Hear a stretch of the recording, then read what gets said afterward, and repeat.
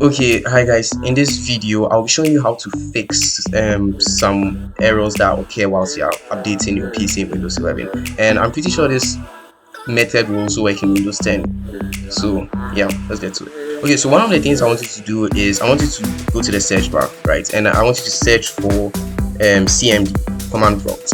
And anytime you want to open CMD, always run it as administrator. If you want to do anything on your PC related, like using CMD, just run it as administrator, just to be on the safe side. You click on yes, and when CMD has been opened, I want you to type sfc slash scan now, right? So when you type this, I want you to click enter. So what this does is it actually searches for any corrupt files on your PC, any Windows related files on your PC which are corrupted, and it will fix them for you. So as you can see, it's starting the process by verifying those files and fixing them if they are corrupt. So I want you to do that, and when it is done, it may take less than an hour depending on your PC. So yes, when this is done, I want us to now go to the second step.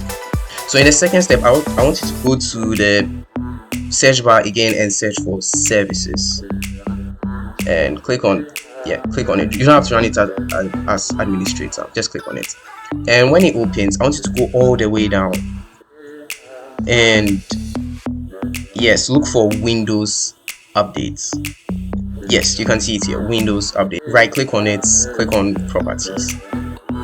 Okay, so in some of your PCs, the startup type may be set to manual, right? So if it's set to manual, there can be some cases where it can be disabled or enabled. So I want you to actually put it on automatic, right? So when you put it on automatic, click on apply and click on OK.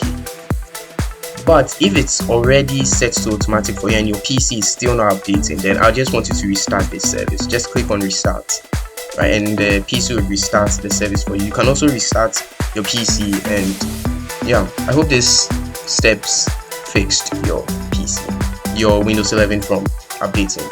Thanks for watching.